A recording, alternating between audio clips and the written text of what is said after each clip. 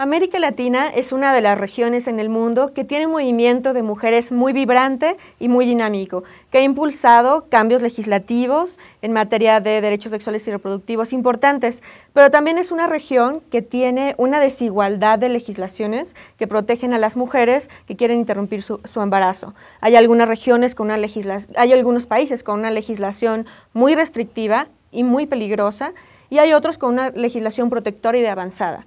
Hoy tengo el gran gusto de tener a tres compañeras luchadoras, activistas, que son directoras de secciones de Amnistía Internacional en Paraguay, está Rosalía Vega, en Uruguay, Mariana Labasti, y también en Chile con Ana Piquer.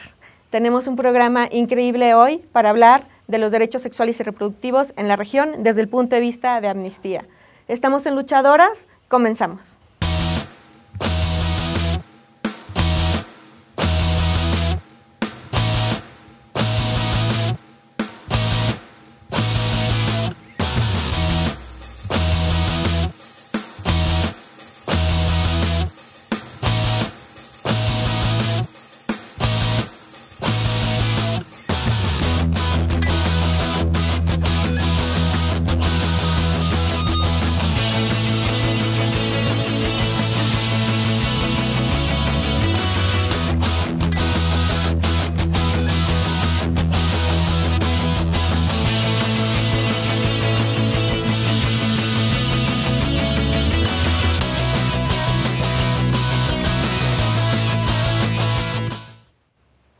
Hola, ¿qué tal? Estamos en Luchadoras, en Rompeviento Televisión por Internet, como cada miércoles.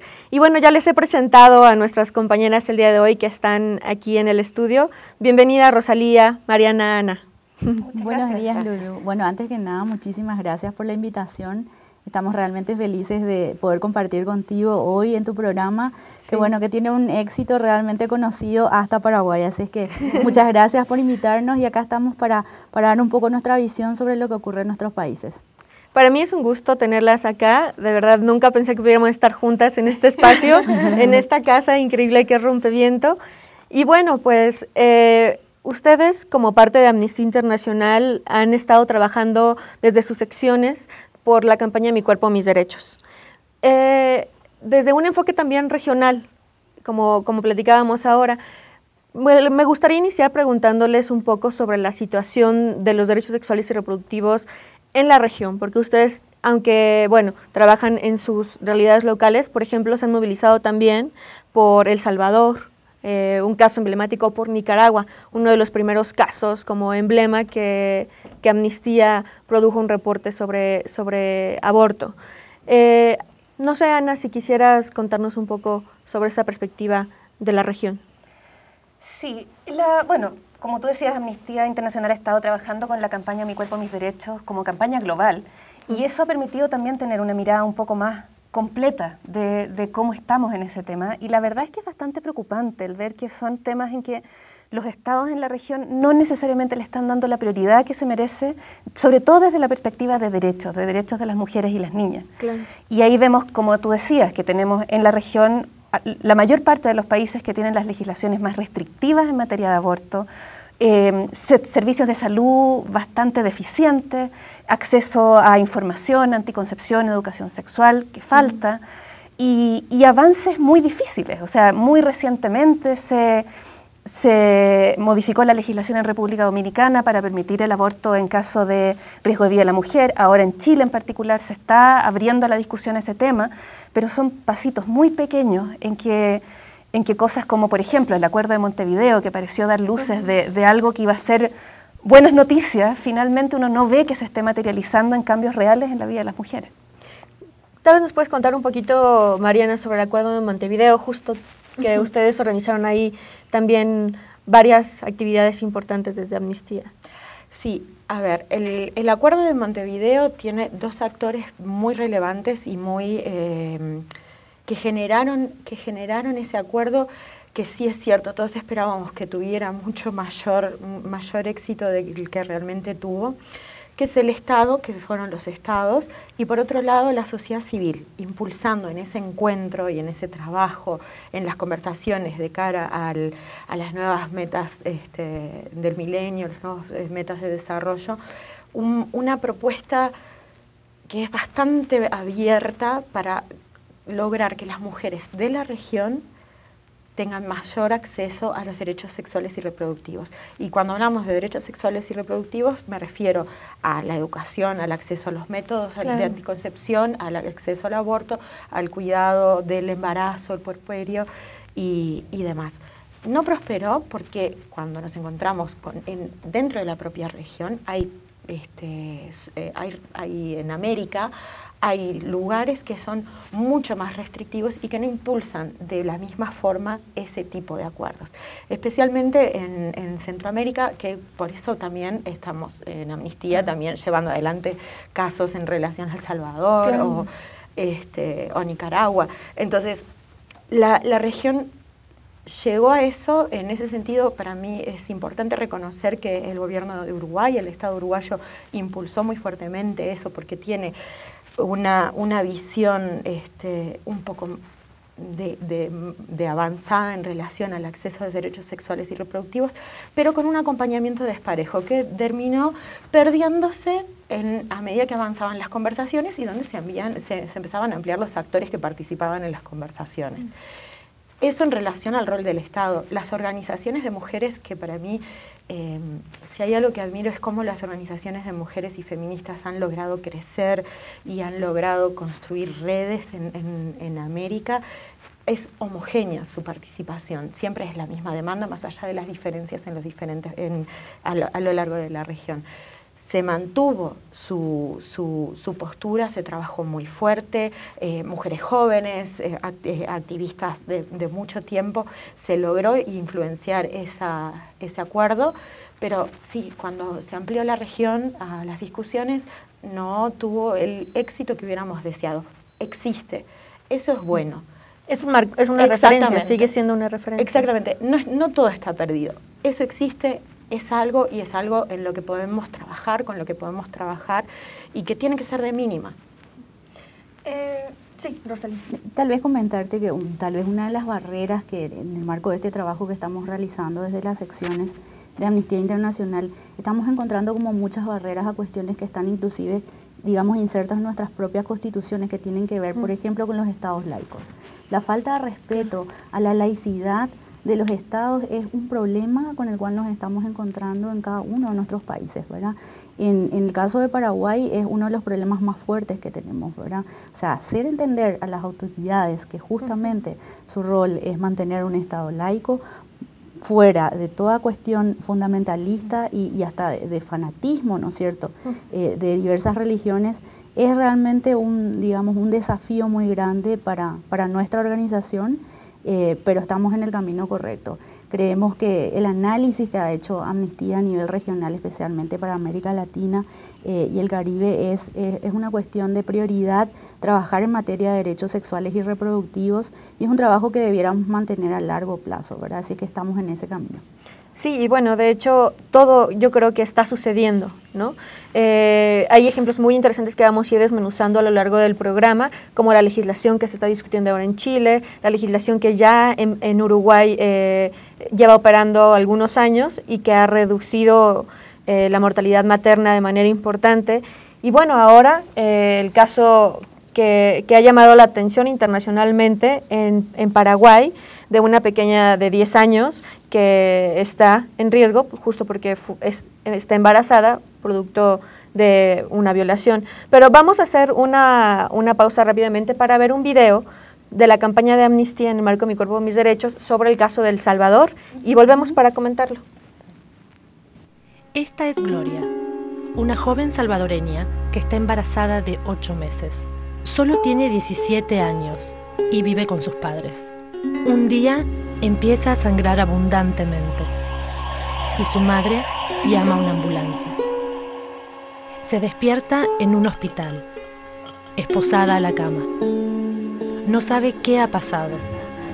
La agente de policía a su lado le dice que ha matado deliberadamente a su bebé no nacido. El médico que la atendió llamó a la policía. La detienen inmediatamente y la envían a prisión en espera de que se celebre el juicio. En la cárcel sufre intimidación y los guardias la acosan, llamándola asesina de niños. El día del juicio se reúne con su abogado por primera vez y este le aconseja que no diga nada. La condenan a 30 años de prisión por homicidio agravado. Ella sigue manteniendo que no interrumpió su embarazo, sino que sufrió un aborto espontáneo. Ayuda a Gloria y pide que se despenalice el aborto en El Salvador.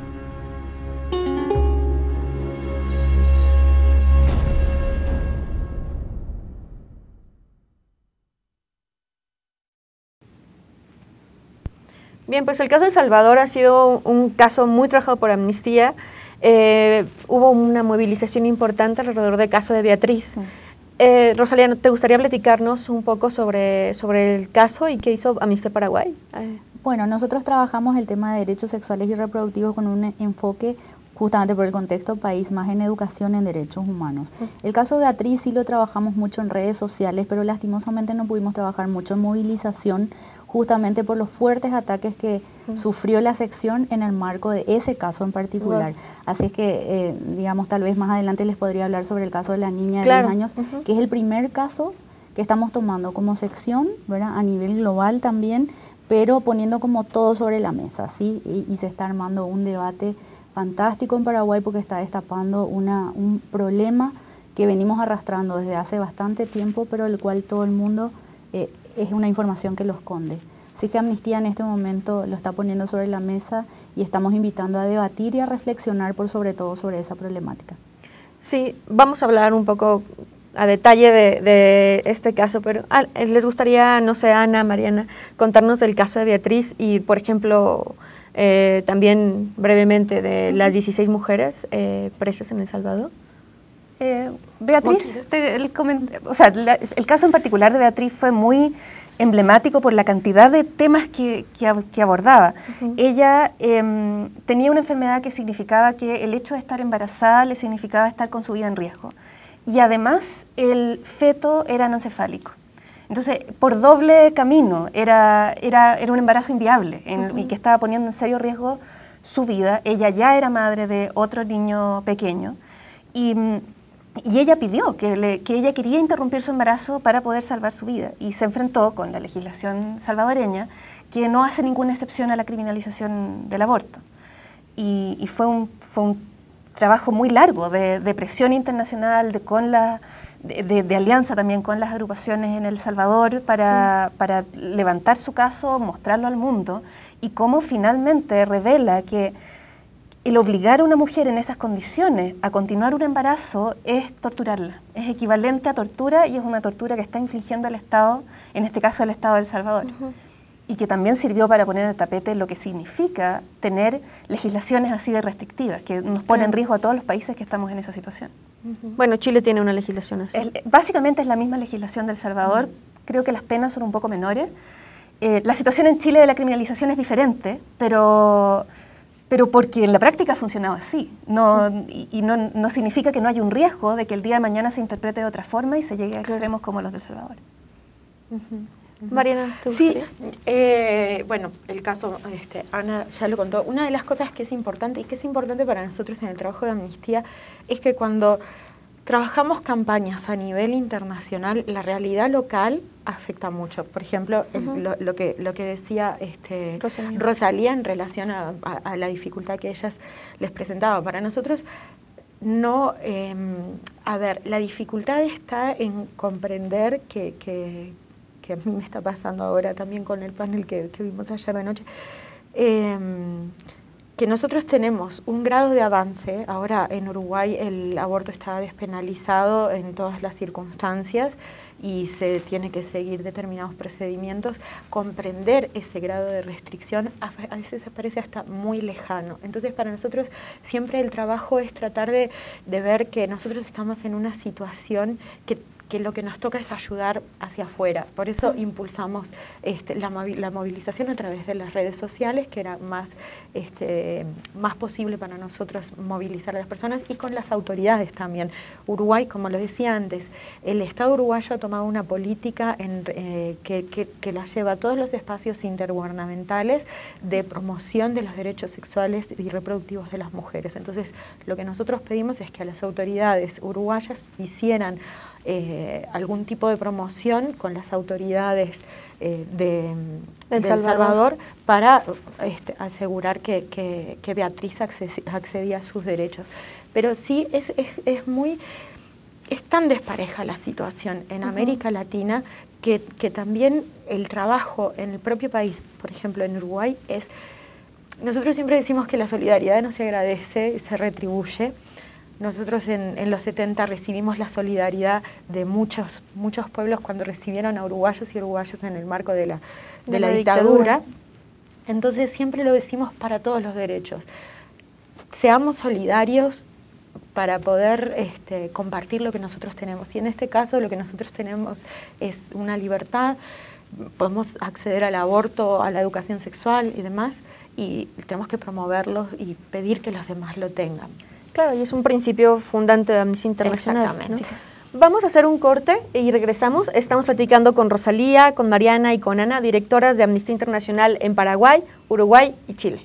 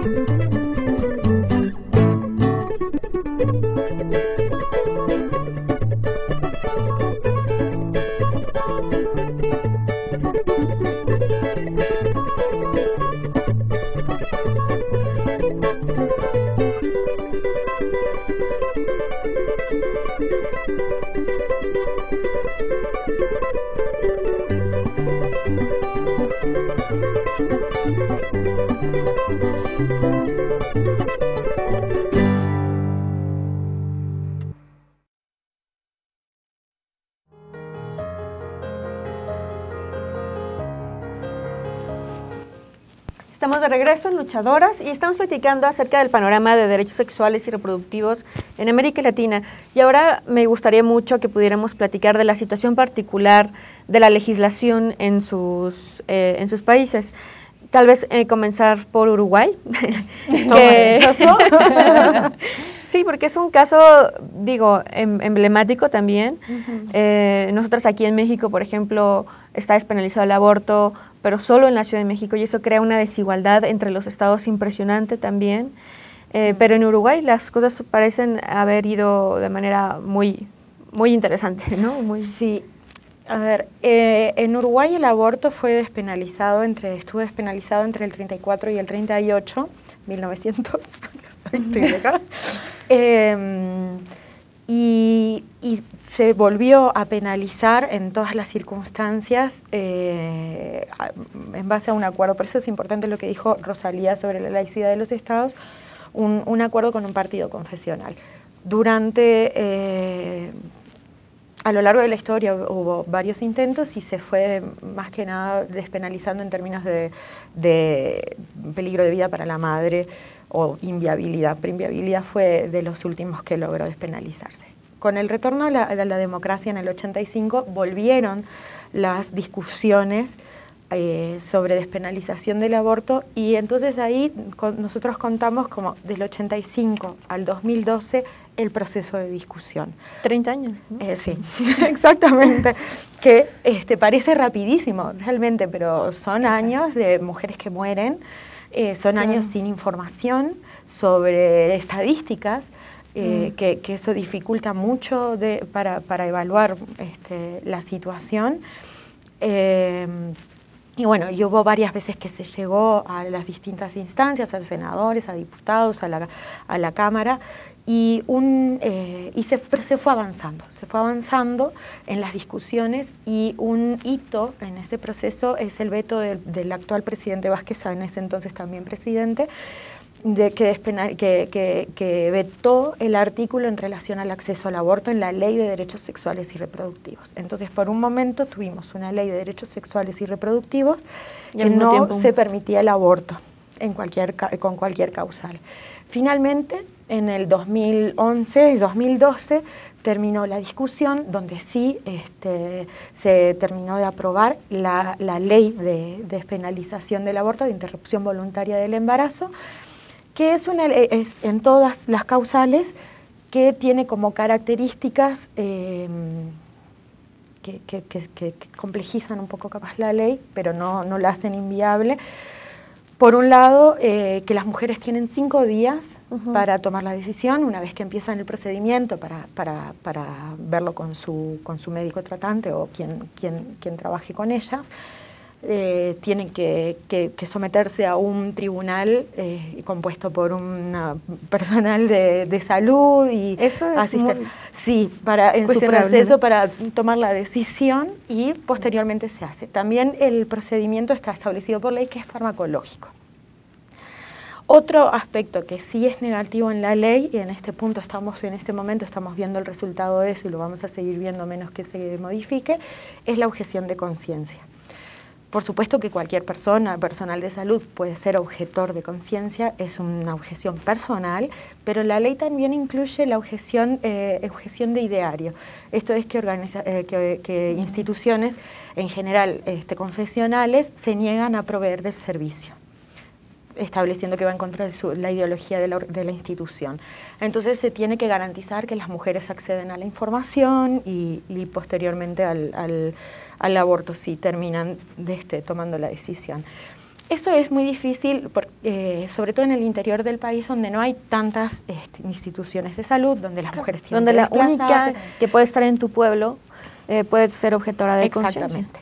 Y lo que ha pasado, que una de las organizaciones que más ha trabajado esto y ha hecho el seguimiento, monitoreo, se llama Mujer y Salud en Uruguay, MISU, ha monitoreado que por lo menos en 2 departamentos, en Salto y en Soriano, el total de los profesionales ginecólogas, son objetores de conciencia. Eso implica que las mujeres tienen que movilizarse fuera de su departamento, de su estado, si se entiende, para poder practicarse un aborto. Y eso tiene impactos en muchos sentidos, porque también la mujer, si tiene otros hijos, tiene dificultades para movilizarse. Entonces el Ministerio de Salud Pública tiene que proveer de alguna forma que las mujeres no se vean tan afectadas y garantizar que se cumpla el derecho. Esas son las barreras que en este momento se están presentando en esta ley que tiene menos de 3 años. Y dime si es cierto, yo leí que Uruguay es el único país que alcanzó su meta de reducir la mortalidad materna en los objetivos de desarrollo del milenio y que en gran parte se debe a esta legislación. Sí, es cierto. Esta legislación, y vuelvo a lo de la Ley de Derechos Sexuales y Reproductivos, la reducción de la morbimortalidad materna tiene que ver con el cuidado del embarazo para las mujeres que sí desean continuar con el embarazo y con el acceso a la interrupción voluntaria del embarazo. En mayo se celebra la Semana del Parto Respetado en todo el mundo y el parto respetado empieza por tener un embarazo deseado. Eso está incorporado de alguna manera en la práctica y en la legislación. Entonces, cuando se hace una mirada integral en la continuación o en la interrupción de un embarazo, se puede reducir la morbimortalidad materna. Hablemos ahora del caso de Chile, que parece ser contrastante, pero que tiene también una puerta abierta en este momento porque la presidenta Bachelet presentó una iniciativa interesante, ¿no? Así es. O sea, en Chile lo que ha pasado hasta ahora es que desde el año 89 que la legislación no admite ninguna excepción. El aborto es un delito, cualquiera sean las circunstancias. Digo desde el año 89 porque antes de eso sí existía, por lo menos el caso del aborto terapéutico, cuando había riesgo de la vida de la mujer, y eso se derogó el año 89, de hecho fue una de las últimas modificaciones legales que se hicieron durante la dictadura. Al borde de estar dejando el gobierno, nos dejaron esta herencia. Sí. Y ya han habido muchos intentos, varios intentos legislativos de derogar esto, de modificarlo. El último intento fue el año 2012, en que en el Parlamento se rechazó la idea de legislar, o sea, ni siquiera se entró a discutir el articulado del proyecto de ley.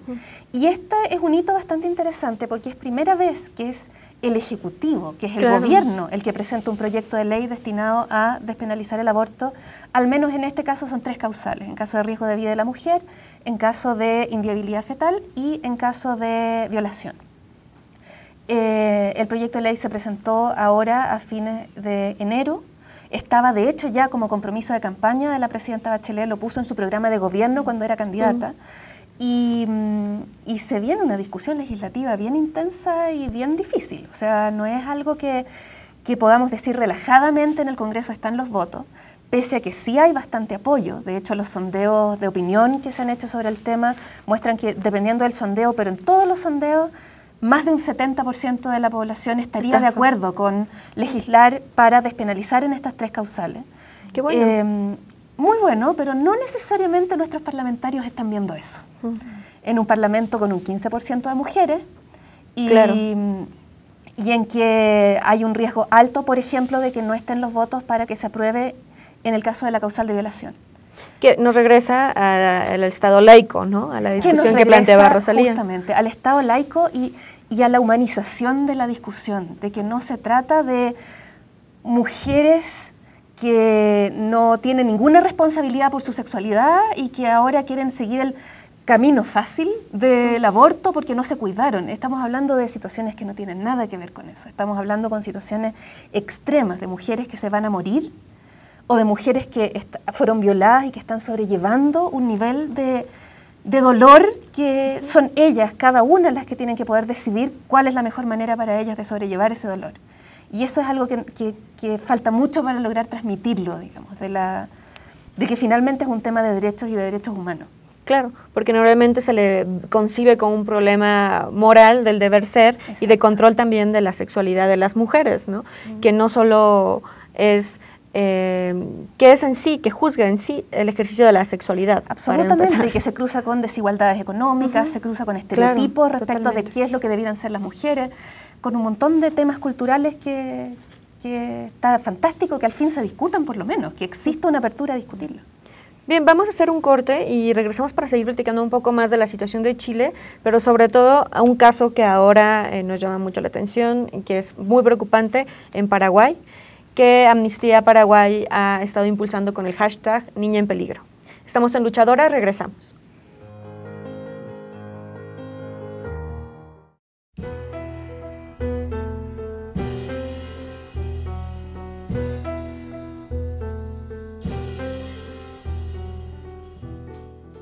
Bueno, creo que la información que ofrecen, por ejemplo, las dos grandes compañías que pueden ser Televisa y TV Azteca es muy parcial. No creo absolutamente nada de lo que dicen. Ya estamos en un país que no creemos nada, ¿sí? Lule Altino. Bueno, yo tengo una idea que son monopolizados, deberían ser para todos, están muy controlados, entonces eso no me parece buena idea. Que para empezar no me gustan y no les creo. Hay veces que dicen, por ejemplo, aquí en el mercado que se quemó y hay muchas cosas que dijeron en las noticias y no eran ciertas. Pues ya ves que manipulan todo, Televisa. Pero lo que no me gusta es mucho el amarillismo. Poco creíbles. Pues el medio masivo de comunicación lo primero que debe tener pues es el valor, ¿no? Para no callar las verdades. ¿Rompeviento? ¿Rompeviento? Estate quieto, algo así.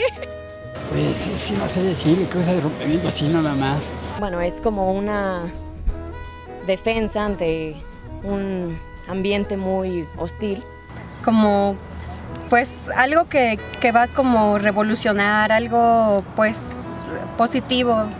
¿Rompeviento? Sí, ¿no? Es un rompeviento, es algo, ¿no? O sea, como, no sé, pues... Un aparato, no sé. Pues rompeviento es como ese objeto que me va a permitir avanzar, ¿no? Sí. Rompeviento sería...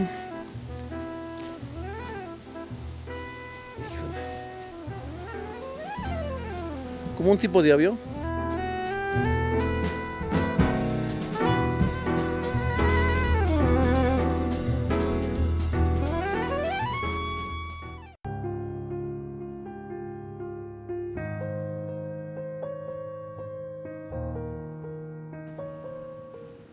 Seguimos en Rompeviento, gracias por permanecer con nosotras. Estamos con Rosalía, con Mariana y con Ana, directoras de Amnistía Chile, Uruguay y Paraguay.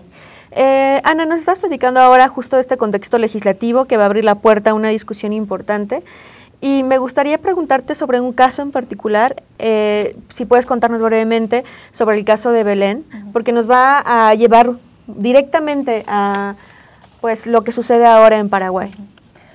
Sí, Belén fue un caso de una niña de 11 años que fue violada por la pareja de su madre. Ella vivía con su abuela, una niña de una familia completa de muy escasos recursos, poca educación, y que ella quedó embarazada a raíz de esa violación. Y que en su momento fue un caso muy mediático, de hecho muy mal llevado por la prensa, incluso en algún minuto ella dio una entrevista en televisión, cosa muy cuestionable éticamente. Sí. Y que... Claro, nos enfrentamos al tema de que, ella no tenía ninguna opción, de que en el fondo ella tenía que llevar a término su embarazo con todos los riesgos a la salud que eso podía conllevar para ella. Y fue un caso muy difícil porque finalmente fue muy difícil tener acceso a ella. Como no tenía la información, ella asumió que lo que tenía que pasar era que tenía que continuar con su embarazo y de hecho ella finalmente tuvo a su hijo. Y el cuestionamiento ahí no está en que haya tenido a su hijo. Quizá es bueno que haya tenido a su hijo, quizá tuvo mucha suerte de que finalmente su cuerpo de niña de 11 años pudo resistir ese embarazo con básicamente ningún problema.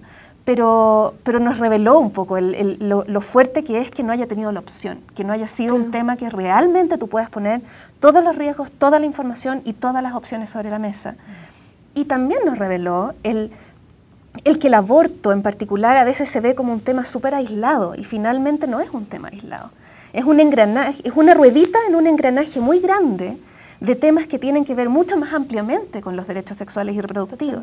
Y la protección que tuvo esa niña de la violencia sexual, el acceso a la información, el acceso a la información a su familia. Y es toda una problemática que va mucho más allá de solamente el aborto. Y bueno, ahora justo en el caso de Niña en Peligro, como lo está manejando en redes Amnistía Uruguay, perdón, Paraguay. Rosalía, ¿nos puedes contar de esto? Es muy reciente, a finales de abril, recientemente se supo, y después vamos a ver un video que está explicando la postura de Amnistía Paraguay sobre el tema. Sí, Lulu, de hecho es un caso, pero bastante similar al caso que acaba de contar Ana, ¿verdad? Este caso en particular, desde la sección tomamos conocimiento gracias a la cercanía que tenemos con la organización local CLADEN, quienes nos acercan, digamos, toda la información al respecto de este caso en particular y nos cuentan un poco en detalle cómo ocurre la peregrinación tanto de la niña como de la madre para saber exactamente qué era lo que estaba ocurriendo con esta niña. Esta niña, desde el mes de enero de este año, empezó a sentirse mal. Sí, lo que decía era dolores de estómago, entonces la madre la llegó a ir hasta 4 centros asistenciales. Ya en la última, que fue el hospital de Trinidad, fue la que le hace la ecografía, porque antes eran parásitos, ¿sí? Los primeros 3 eran parásitos o tumor, probabilidad de estas 2 cuestiones, inclusive le llegaron a dar medicamentos, tanto para la madre y para la niña, en el caso del parásito, y siguió todo un tratamiento. Es decir, todo el sistema de salud del país falló con esta niña, con toda esta familia, que por cierto es una familia pobre, ¿verdad?, de muy escasos recursos. La madre es una persona muy débil, inclusive de salud, porque ella tuvo poliomielitis y tiene secuelas sobre eso. Es una mujer que realmente luchó por su hija y sin embargo ahora el Ministerio Público la manda a la cárcel, ¿verdad?, siendo que esta persona era la única sostén de esta niña, que actualmente ha sido llevada a un hogar de niñas madres, que por cierto este caso nos lleva a conocer un poco más de la realidad local en materia, digamos, de lo que está ocurriendo con las niñas de entre 10 a 14 años, que ya el Fondo de Población de Naciones Unidas sacó una estadística bastante revelador con relación a lo que está ocurriendo en Paraguay, que 684 niñas embarazadas ocurrieron, por ejemplo, en el año 2014, de las cuales 28 fallecieron el año pasado. Es decir, que este es el caso de esta niña de 10 años que estamos llevando actualmente, es uno de los cientos de casos que están ocurriendo en Paraguay y nos enfrenta a una realidad que verdaderamente nos pone en una situación en donde debemos seguir exigiendo que tanto las niñas como las mujeres en nuestro país reciban absolutamente toda la información, ¿verdad?, para que puedan tomar una decisión, y también sobre los servicios de salud con los cuales cuentan. En el caso de Paraguay, eso le preguntaba a las compañeras, y a medida que iba escuchando un poco la evolución que ellas tuvieron en sus países, decía yo dentro mío, bueno, qué lejos estamos en Paraguay, porque en la propia Constitución de nuestra República se reconoce a la vida desde la propia concepción, ¿no es cierto?, en su artículo 4, pero en este caso de la niña, y es lo que estamos exigiendo a la República del Paraguay, a nuestros gobernantes, es de que tomen en consideración el numeral 4 del artículo 109 del Código Penal, en donde es el único caso en donde en Paraguay se puede dar la interrupción del embarazo en caso del riesgo de vida de la niña o la mujer, ¿verdad? Por supuesto, esto lo tiene que emitir una junta médica. Entonces ese justamente es uno de los pedidos que estamos realizando en nuestra acción urgente, que fue lanzada hace muy poco, porque hace muy poco también tenemos el conocimiento de este caso en particular. Bien, pues justo vamos a ver este video de llamado que hace Amnistía Paraguay, aclarando también la postura de la organización y qué espera del Estado paraguayo. En este caso en particular, Amnistía Internacional recomienda la interrupción del embarazo. Lo que solicita Amnistía Internacional es que a través del Estado se provea toda la información a la víctima y familiares, y asimismo los servicios que garanticen derechos humanos de la menor abusada. Por ello, como primer punto de nuestra petición, solicitamos a las autoridades la conformación de una junta interdisciplinaria que a la brevedad evalúe a la niña de manera integral, garantice todos sus derechos humanos, particularmente su derecho a la vida, la salud, la integridad física y psicológica. ¿Cuál es el mayor temor de Amnistía Internacional ante este caso? Fundamentalmente nos preocupa que el Estado no esté atendiendo a los riesgos para la vida y la salud de esta niña a corto, mediano y largo plazo. Es crucial recordar que estamos frente a una niña de tan solo 10 años, que ha sido abusada por largo tiempo y que hoy tiene que encarar un embarazo forzado con el consiguiente riesgo para su integridad física y mental, al igual que el impacto que tiene para el presente y futuro de la niña. Nos preocupa que el Estado siga fallando en su obligación de proteger a esta niña. Bien, pues hemos visto la postura de Amnistía Paraguay. Rosalía, ¿cómo ustedes navegan sobre este caso con una posición o una legislación tan restrictiva como la que tienen, donde pues prácticamente no se reconocen más causales que la que nos acabas de decir y parece que está pasándose por alto, no sé, el tema de que esto fue un producto de una violación, de la agresión sexual contra una menor, ¿no? También se criminaliza a la madre y se la pone presa, pero ¿y el agresor? El agresor en ese momento está prófugo, por supuesto, ¿verdad? Al enterarse él de la situación de la niña, él se fugó. Está imputado ciertamente por el Ministerio Público, pero hasta el momento todavía no lo encontraron. Nos estamos enfrentando en realidad a un caso bastante difícil, es muy complejo, Lulú, porque esta niña, después de tanto recorrido, ahora está en el 5º mes de embarazo. Y desde Amnistía Internacional, si bien seguimos exigiendo que el Estado paraguayo pueda dar toda la información y todo el servicio que en este momento puede dar, incluido la interrupción del embarazo, es en realidad una situación bastante complicada, ¿verdad? Si bien nosotros somos una organización pro derechos humanos, lo que no podemos es en este momento asegurar de que esa sea la vía. ¿Por qué? Porque en todas las vías hay un riesgo en este momento para la vida de esa niña. Pero sí estamos exigiendo justamente al Estado paraguayo una cosa que no hizo hasta ahora y por eso estamos diciendo que está fallando al momento de garantizar los derechos de esta niña. No ha conformado una junta interdisciplinaria, ¿verdad? Donde estén todos los actores posibles, ¿verdad? Especialmente de la ciencia médica, que puedan evaluar integralmente a esta niña sobre su situación, tanto su salud física, psicológica, y que puedan evaluar todo lo que puede ocurrir con ella a corto, mediano y largo plazo, ¿no es cierto? O sea, tener una vida no solamente tener pulso, ¿no es cierto? Estamos hablando de una niña de 10 años que tiene 30 kilos, con 1.32 de estatura y que está embarazada de 5 meses producto de una violación.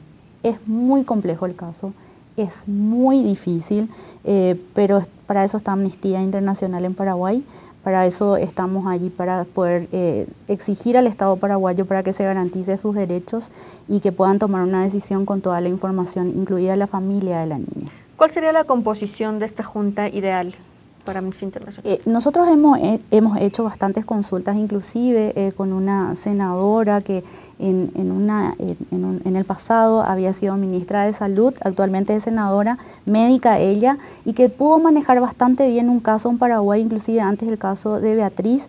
Fue un embarazo ectópico que tampoco, estando esta legislación, digamos, funcionando, no le habían dado la posibilidad del aborto terapéutico a esta mujer. Sin embargo, esta ministra en aquel entonces, ahora senadora, había logrado conformar esta junta interdisciplinaria con muchos actores, digamos, que podían emitir una opinión al respecto. Eran pediatras, o sea, pueden ser pediatras, pueden ser médicos obstetras, psicólogos, psiquiatras. Estamos pidiendo que pueda ser bastante diverso para que se pueda tomar una decisión integral al respecto.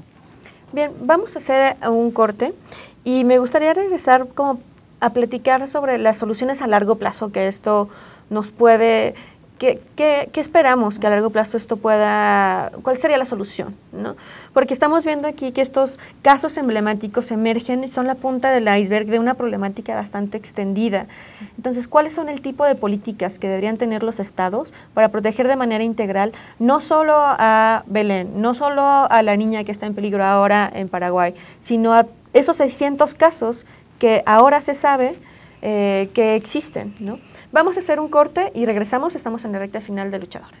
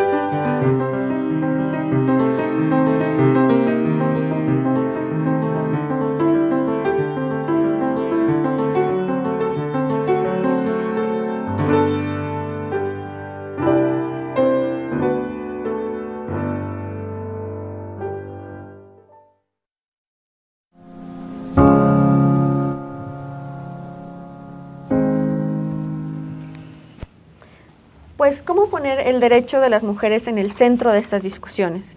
Es justo y no otras preocupaciones, ¿no? No otras, ¿cómo decirlo? Pues sí, ideologías que pueden estar dominando durante un tiempo en los curules, en el poder, en los congresos, incluso en el ejecutivo, ¿no? ¿Cómo centrada la mirada en los derechos humanos de las mujeres? Hay algo que creo que cruza lo que nos han platicado de Uruguay en Chile y también ahora nos decías en el corte, Rosalía, aquí en Paraguay, que es cómo en las dictaduras se restringieron las legislaciones que ya de cierta manera eran protectoras de los derechos de las mujeres, en particular sobre interrupción del embarazo. ¿Cómo vincularlo a esta visión, a la dictadura, a las visiones particulares de las personas que están en el poder? No sé quién quiera. A ver, a mí me parece que si lo pensamos vinculado a las dictaduras, la dictadura tiene una limitación de concepto de ciudadano, ¿no? Y de los derechos de los ciudadanos y de las ciudadanas.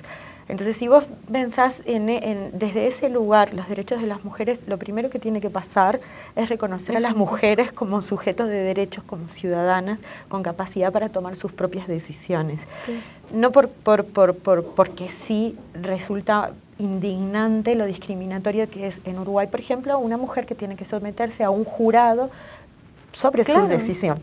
Claro. ¿No? Que es como lo que pasa ahora también. Exactamente. Entonces, en distintos niveles, que sí yo reconozco la diferencia o el grado de avance que hay en Uruguay con respecto al caso chileno, el caso de Paraguay o de hecho en el resto de México, siempre pasa que la mujer no es vista como sujeto de derecho, como ciudadana capaz de tomar sus propias decisiones.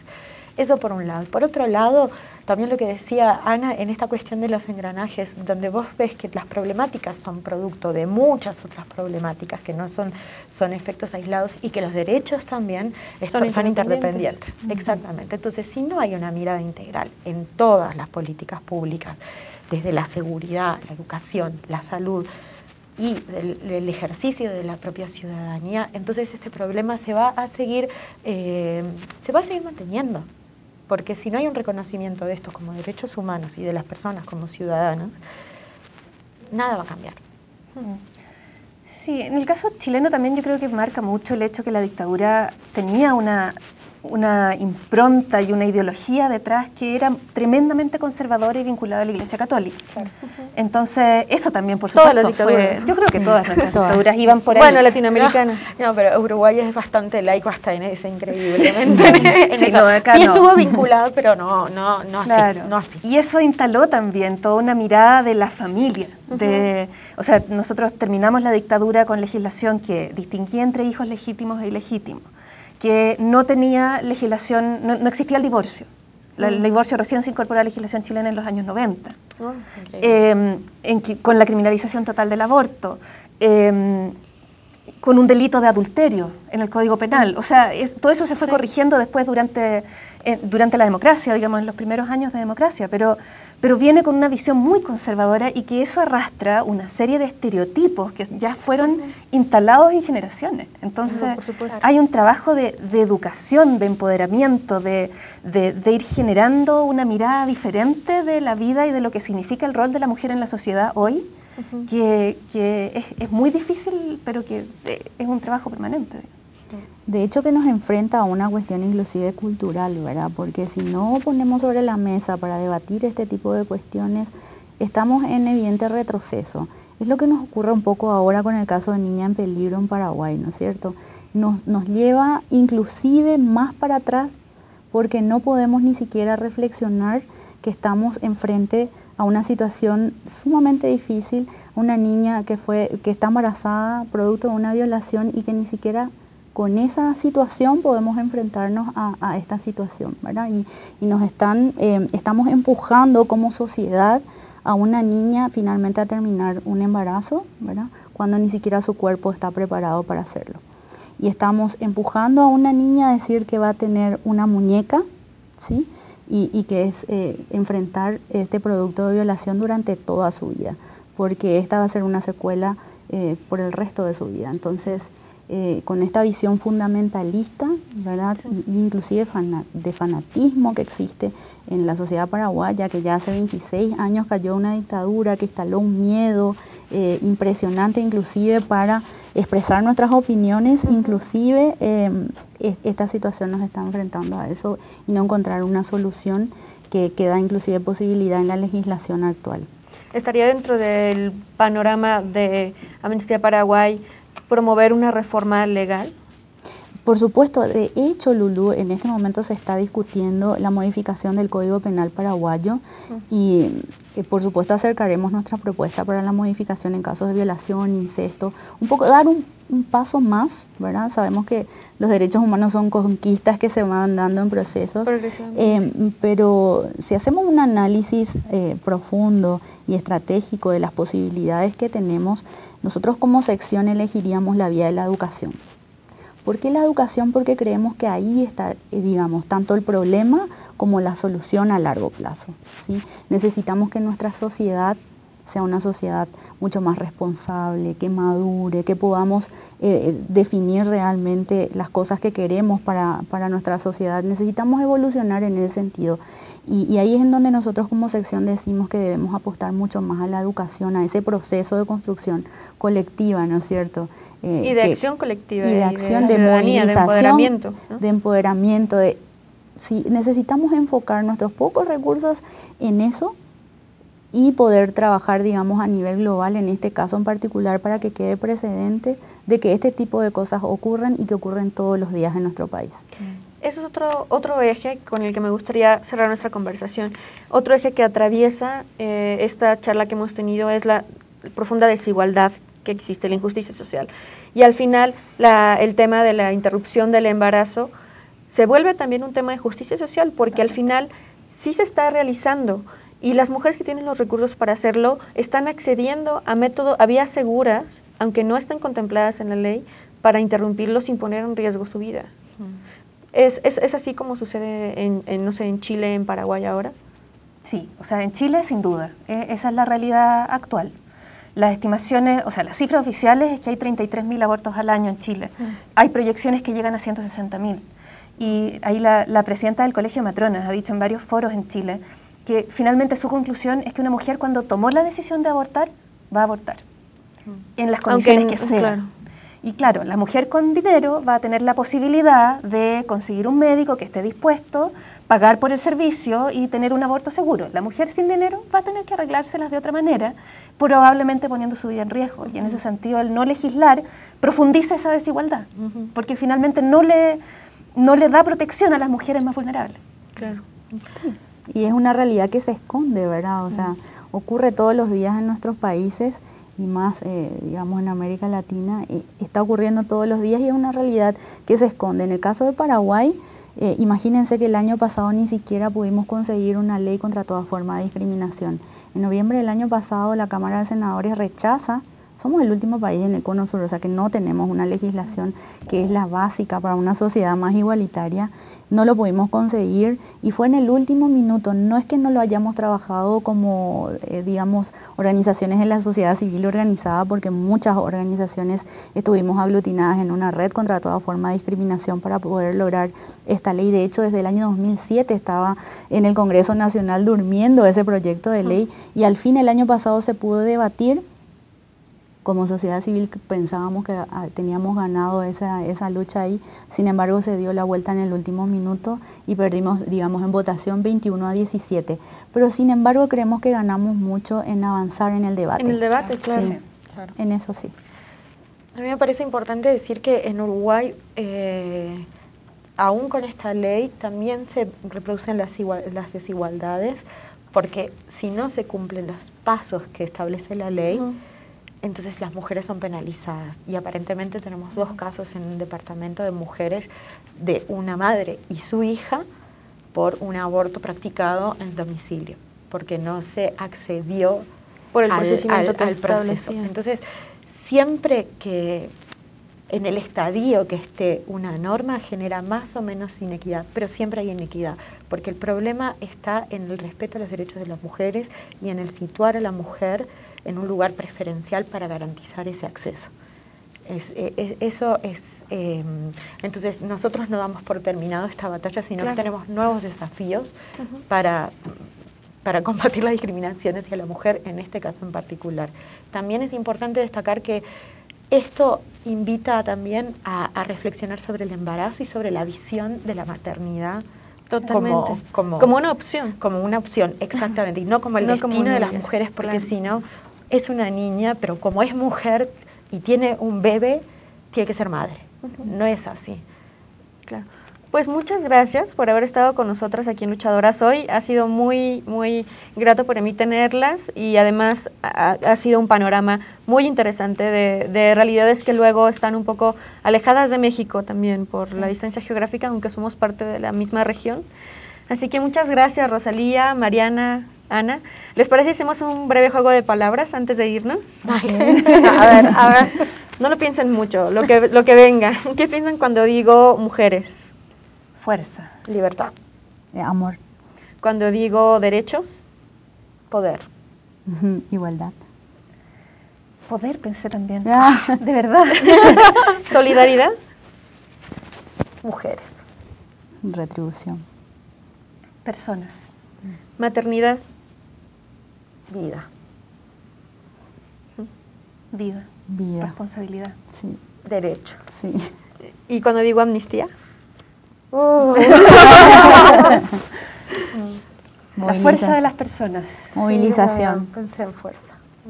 Pues muchas gracias por ser Fuerza de Amnistía, estando dirigiendo sus secciones en sus lugares de origen, en sus países, en Chile, en Uruguay, en Paraguay.